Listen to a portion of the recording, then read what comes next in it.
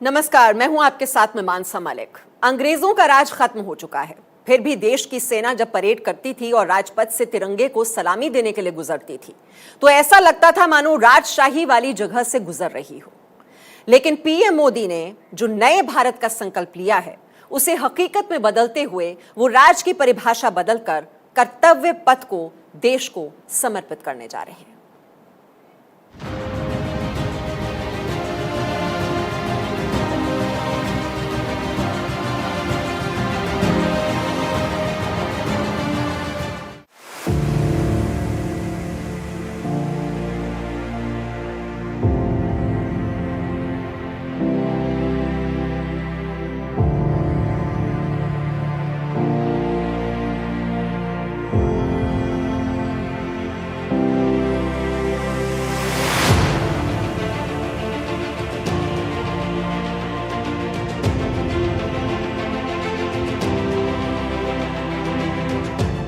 मैं राजपथ था। भारत की सेना अपना शौर्य दिखाते हुए यहीं से तिरंगे को सलामी देने जाती थी, लेकिन अब मैं कर्तव्य पथ बन गया हूं।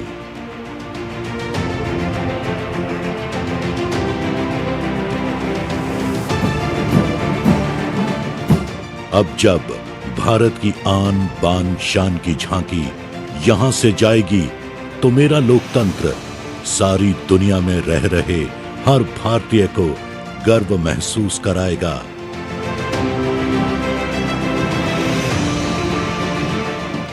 भारत के प्रति हर भारतीय को अपना कर्तव्य याद कराएगा। मेरा कर्तव्य ही मेरा शासन होगा। वैदिक भारत का पुनः जागरण होगा। जनता ही जनार्दन है, इसका प्रमाण तुम्हें मुझ पर आकर महसूस होगा। नए भारत की नई पहचान हूं मैं, दिल्ली की जान हूं मैं।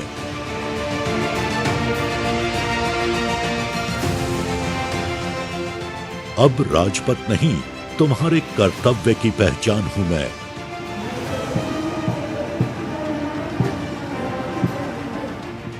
क्योंकि अग्निपथ से हुआ निर्माण हूं मैं।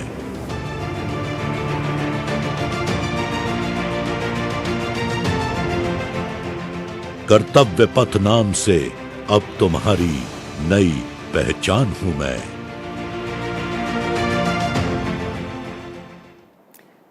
तो ऐतिहासिक राजपथ नाम अब बीते दिनों की बात होने वाली है। राजपथ को अब कर्तव्य पथ के नाम से जाना जाएगा।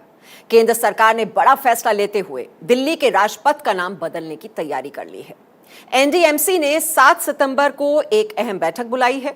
इस बैठक में राजपथ के नाम बदलने पर मुहर लगाई जा सकती है।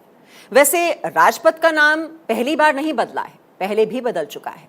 तो आज आपको राजपथ के इतिहास से आइए रूबरू करवाते हैं।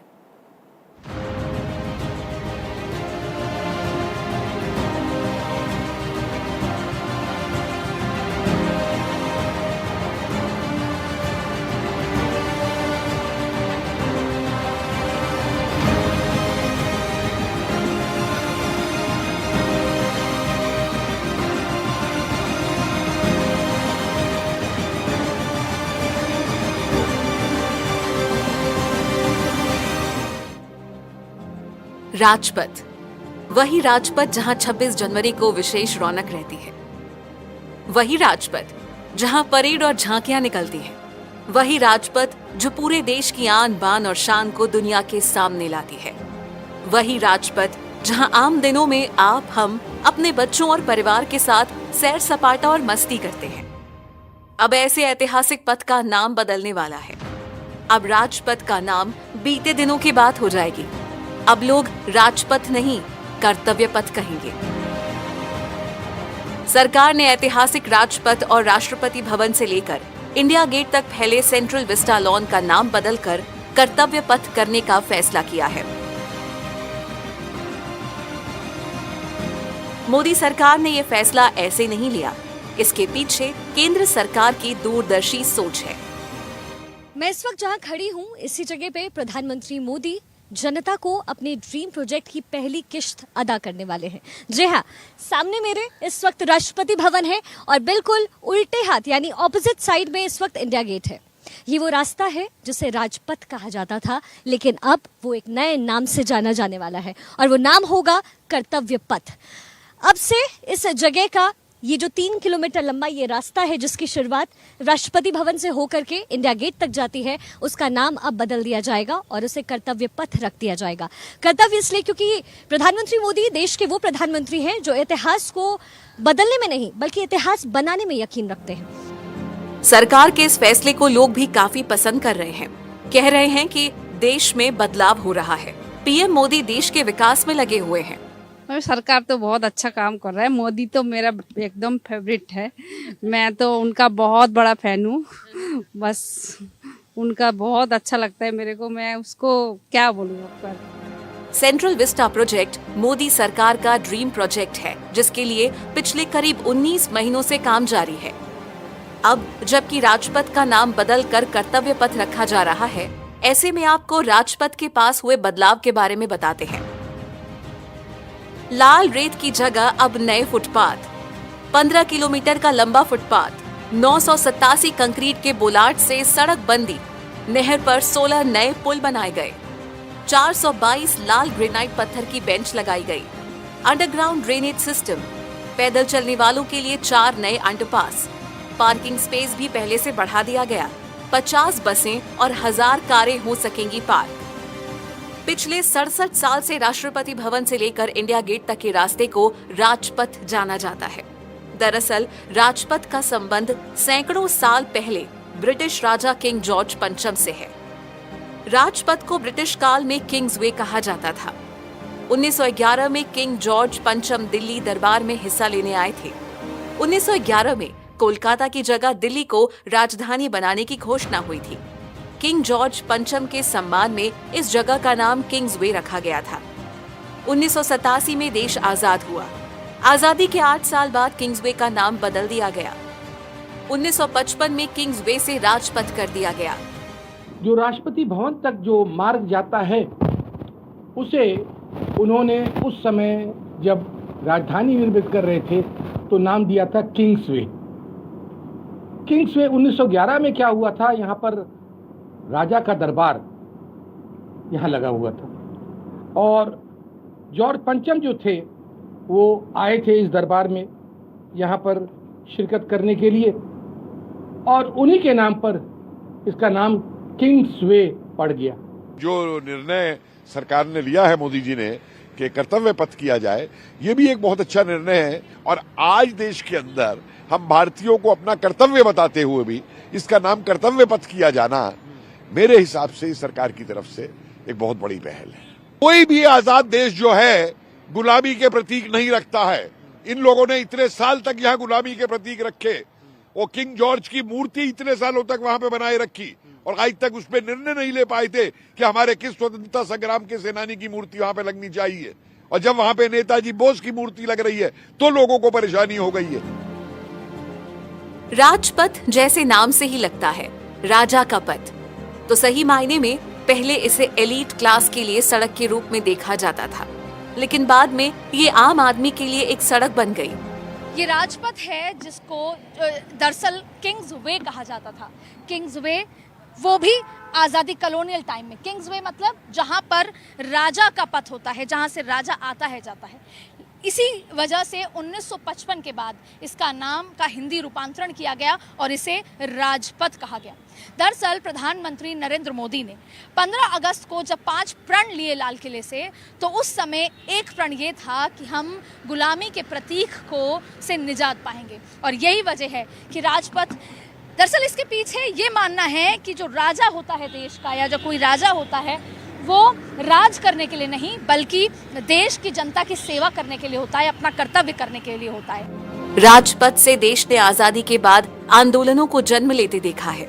1988 में यहाँ से किसानों का विशाल विरोध प्रदर्शन हुआ, तो 2012 में निर्भया की मौत के बाद विरोध प्रदर्शन भी यही हुआ था।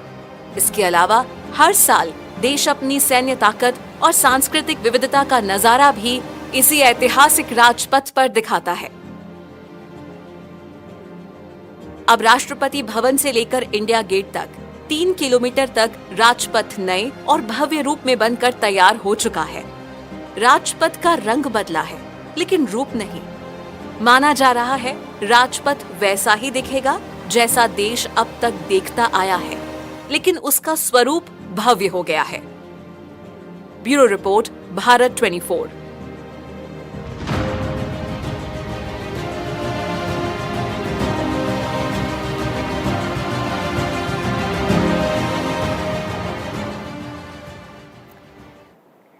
आजादी से पहले गांधी जी ने कहा था कि देश में गुलामी की सारी निशानियां आजाद होने के बाद मिटा दी जानी चाहिए, लेकिन आजाद होने के बाद सरकारों ने गांधी जी की बातों पर ध्यान नहीं दिया और सभी कानून जस के तस चलते रहे। लेकिन फिर आए प्रधानमंत्री मोदी। पीएम मोदी ने गांधी जी की बातों को मानो वचन मान लिया और गुलामी की निशानियां मिटाने का संकल्प ले लिया। अभी तक कौन कौन सी निशानियां पीएम ने हटाई हैं, इसी पर रिपोर्ट देखिए।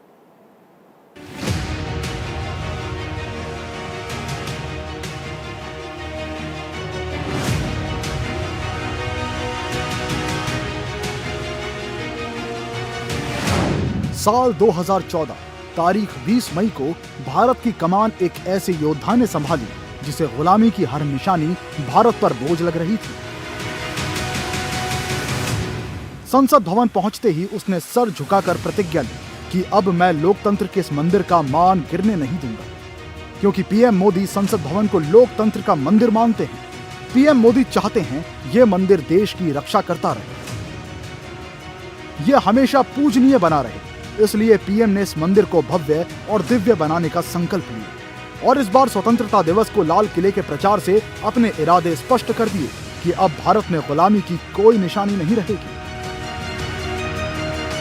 कोने में हमारे मन के भीतर, हमारे आदतों के भीतर गुलामी का एक भी अंश अगर भी अभी भी है तो उसको किसी भी हालत में बचने नहीं देना। गुलामी की छोटी सी छोटी चीज भी कहीं नजर आती है, हमारे भीतर नजर आती है, हमारे आसपास नजर आती है, हमें उससे मुक्ति पानी ही होगी।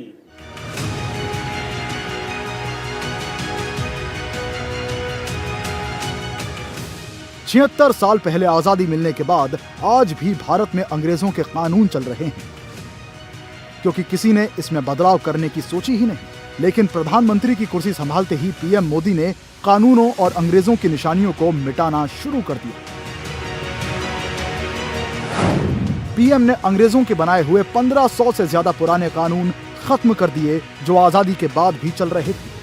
पीएम के आने के बाद आम बजट 1 फरवरी को आता है। पिछले 92 सालों से रेल बजट अलग से पेश किया जाता था, जिसे अब आम बजट में शामिल कर दिया गया है। पीएम मोदी ने बीटिंग द रिट्रीट में बजने वाली अंग्रेजों की धुन अबाइड विद मी हटाकर प्रदीप की लिखी और लता दीदी की गाई हुई धुन ए मेरे वतन के लोगों शामिल कर दी है। इंडिया गेट पर भी कभी जॉर्ज पंचम की मूर्ति लगी हुई थी, जिसे पिछली सरकारों द्वारा हटाने के बाद मूर्ति के ऊपर वाली छतरी बची थी। वहां पर पहले तो पीएम ने नेताजी की जयंती पर होलोग्राम प्रतिमा का अनावरण किया और अब नेताजी की भव्य प्रतिमा इंडिया गेट पर स्थापित करेंगे पीएम।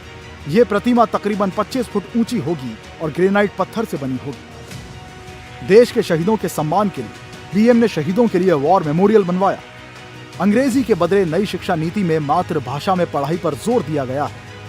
इसके अलावा पीएम ने बिप्लब भारत गैलरी का शुभारंभ किया। दरअसल पीएम मोदी राजपथ के नाम में अंग्रेजों के राज वाली भावना को खत्म करना चाहते थे, इसलिए अंग्रेजों की राज वाली नीति को खत्म कर कर्तव्य पथ का नाम देने जा रहे हैं। क्योंकि नए संसद भवन में जाने से पहले पीएम भारत की सभी वो गुलामी की निशानियां खत्म करना चाहते हैं जो अंग्रेजों से जुड़ी। इसी सिलसिले में पीएम ने भारतीय नौसेना के ध्वज से भी अंग्रेजों का क्रॉस हटाकर नए भारत का स्वाभिमानी ध्वज प्रदान किया, क्योंकि पीएम देश का पुराना गौरव फिर से वापस लाना चाहते हैं। इसलिए पीएम का प्रण है गुलामी की हर निशानी को मिटाना है, भव्य भारत बनाना है। Bureau report, Bharat 24। मोदी सरकार लगातार बदलाव कर रही है। यह बदलाव पिछले कई सालों से जारी है। करीब 3 साल पहले नेशनल वॉर मेमोरियल बनाया और फिर इंडिया गेट स्थित अमर जवान ज्योति की मशाल को नेशनल वॉर मेमोरियल की मशाल में विलय कर दिया गया। इस तरह से पीएम मोदी ने शहीद सैनिकों का पूरा सम्मान किया।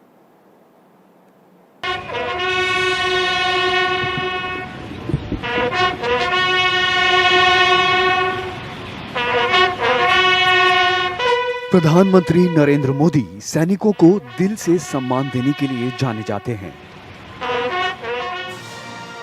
जब भी दिवाली आती है, पीएम मोदी बॉर्डर पर पहुंचकर सैनिकों के साथ त्योहार मनाते हैं। इसी कड़ी में dream project national war memorial बनाकर पीएम मोदी ने शहीदों को बड़ा सम्मान दिया है।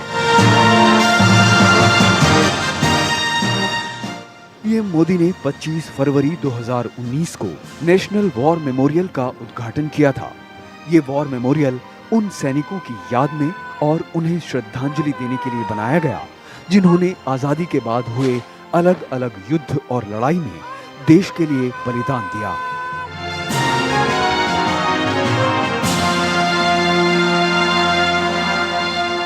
इंडिया गेट के पास 40 एकड़ में बना वॉर मेमोरियल को बनाने में 176 करोड़ की लागत, आर्मी, नेवी और एयरफोर्स के सैनिकों के नाम एक साथ। नेशनल वॉर मेमोरियल शहीदों के लिए बड़े सम्मान के तौर पर देखा जाता है और इस सम्मान को पूरा किया पीएम मोदी ने, क्योंकि इंडिया गेट के अमर जवान ज्योति पर पहले वर्ल्ड वॉर और एल्गो अफगान युद्ध के दौरान मारे गए भारतीय सैनिकों की याद में बनाया गया था, जबकि नेशनल वॉर मेमोरियल में हर शहीद को सम्मानित किया गया है। आइए हम आपको नेशनल वॉर मेमोरियल के बारे में बताते हैं।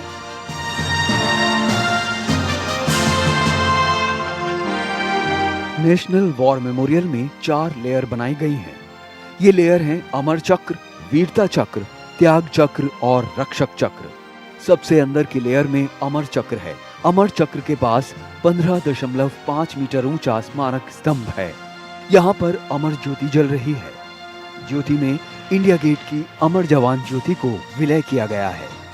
दूसरी लेयर में थल सेना, नौसेना और वायुसेना की 6 अहम लड़ाइयों का जिक्र है। तीसरी लेयर त्याग चक्र में 25,900 से ज्यादा सैनिकों के नाम हैं। ये नाम 1.5 मीटर की दीवार पर लिखे गए हैं। चौथी लेयर में 695 पेड़ हैं जो देश की रक्षा में तैनात जवानों को दर्शाते हैं।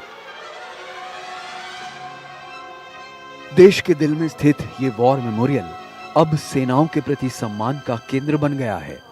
नेशनल वॉर मेमोरियल में हर रोज एक शहीद के परिवार को बुलाकर सम्मानित किया जाता है और उसकी कहानी बताई जाती है। भारत आने वाले विदेशी गणमान्य और राजनयिक पहले राजघाट जाकर श्रद्धांजलि देते थे। अब विदेशी मेहमान नेशनल वॉर मेमोरियल में आकर भारतीय सैनिकों को सम्मान देते हैं। Bureau report, Bharat 24। PM Modi जब से गुलामी की निशानियां मिटाने में लगे हैं, विपक्षी दल उन्हें रोकने में लगे हैं। पीएम के खिलाफ खूब बयानबाजी भी की गई, उन पर निजी हमले भी किए गए, लेकिन पीएम न झुके न रुके। उसी का नतीजा आपके सामने है। पीएम बदलाव करते रहे, विपक्षी प्रहार करते रहे। रिपोर्ट देखिए। पीएम मोदी देश के लिए कुछ करने की सोचते हैं तो फिर उन्हें कोई नहीं रोक सकता। देश का विपक्ष कितना भी प्रयास कर ले, लेकिन पीएम जो ठान ले उसे करके ही रहते हैं। लोकतंत्र के मंदिर माने जाने वाले संसद भवन को बनाने का प्रण जब पीएम मोदी ने लिया तो विपक्ष ने पीएम की घेराबंदी करके झूठ का प्रचार शुरू कर दिया। प्रधानमंत्री के 2 हवाई जहाज हैं, वो 16,000 करोड़ के हैं और आप किसानों का बकाया नहीं दे पा रहे हैं और उस पे आप ध्यान ही नहीं दे रहे हैं। सबसे पहला झूठ ये बोला कि सेंट्रल विस्टा प्रोजेक्ट पर मोदी 20,000 करोड़ रुपए खर्च करके जबरदस्ती पैसे को पानी की तरह बहा रहे हैं। फिर केंद्र ने सफाई दी और बताया कि नए संसद भवन की लागत 862 करोड़ रुपए है और सेंट्रल विस्टा एवेन्यू की लागत 477 करोड़ रुपए है। कुल मिलाकर ये लागत 1,300 करोड़ रुपए की है और विपक्ष झूठ फैला रहा है। फिर आरोप लगाया गया कि इससे पर्यावरण को नजरअंदाज करके पेड़ों को काटा जा रहा है। फिर सरकार ने सामने आकर सफाई दी कि सेंट्रल विस्टा में किसी भी प्रोजेक्ट में पेड़ नहीं काटे जाएंगे। उसके बाद जब कोरोना से लॉकडाउन चल रहा था तो विपक्ष ने पीएम को फिर से घेरना शुरू कर दिया और पीएम मोदी पर जमकर हमले बोले। पीएम पर आरोप लगाए गए कि पीएम अपना घर बनाने में देश को बर्बाद कर रहे हैं। कोरोना से देश की आर्थिक हालत खराब है, लोगों के पास खाने के लिए नहीं है और पीएम मोदी पैसे बर्बाद कर रहे हैं। राहुल गांधी से लेकर प्रियंका वाड्रा ने ट्वीट करके प्रधानमंत्री पर खूब हमले बोले। कई महीनों से एक फॉल्स नैरेटिव को की हिंदी में मैं कैसे बताऊं, सरेआम झूठ, मतलब जो फैक्चुअल, जिन चीजों का फैक्चुअल बेसिस ही नहीं है वो मैं समझता हूं कि पॉलिटिकल क्लास अगर इन चीजों की बात करे तो उनको भी ध्यान रखना चाहिए, पर बाकी लोग ऐसे पब्लिक डिस्कोर्स में झूठे इल्जाम। अब मैं आपको बताऊं, अब ये कहा जा रहा था कि ये जो है प्रोजेक्ट जो है ये एक वैनिटी प्रोजेक्ट है और वैनिटी प्रोजेक्ट का मतलब यह है कि इसकी जरूरत नहीं है। विपक्ष प्रोजेक्ट को रोकने के लिए कोर्ट तक पहुंच गया, जहां सुनवाई होने के बाद 5 जनवरी 2021 को सेंट्रल विस्टा प्रोजेक्ट को हरी झंडी दे दी गई। विपक्षी पीएम के पीछे पड़े थे, लेकिन पीएम भी अपने ड्रीम प्रोजेक्ट को पूरा करने के लिए अड़े हुए थे। पीएम ने प्रोजेक्ट पर विपक्ष को मुंहतोड़ जवाब दे दिया और काम में भी कोई देरी नहीं आने दी। जो लोग सेंट्रल विस्टा के प्रोजेक्ट के पीछे डंडा लेकर के पड़े थे, वे बड़ी चतुराई से, बड़ी चालाकी से सेंट्रल विस्टा प्रोजेक्ट का ये भी एक हिस्सा है। 7,000 से अधिक सेना के अफसर जहां काम करते हैं, वो व्यवस्था विकसित हो रही है, इस पर बिल्कुल चुप रहते थे, क्योंकि उनको मालूम था कि जो भ्रम फैलाने का इरादा, झूठ फैलाने का इरादा है, जैसे ही इस बात की सामने आएगा तो फिर उनकी सारी गपबाजी चल नहीं पाएगी। लेकिन आज देश देख रहा है कि सेंट्रल विस्टा के पीछे हम कर क्या रहे हैं। अब देखिए, अब केजी मार्ग और अफ्रीका एवेन्यू में बने ये आधुनिक ऑफिस राष्ट्र की सुरक्षा से जुड़े हर काम को प्रभावी रूप से चलाने में बहुत मदद करेंगे। 1931 से पहले की बनी है मौजूदा संसद भवन की बिल्डिंग और तकरीबन इसे 100 साल पूरे होने वाले हैं। ऊपर से अंग्रेजों द्वारा बनाई गई है, इसलिए प्रधानमंत्री पूरे लुटियन जोन को ही नए सिरे से बनवा रहे हैं। तो किंग्सवे, राजपथ और अब कर्तव्य पथ, तो तस्वीर लगातार बदल रही है और भावना भी बदल रही है। राज करने की भावना नहीं, कर्तव्य के प्रति प्रतिबद्धता की भावना। एक छोटा सा ब्रेक, जल्द लौट रहे हैं।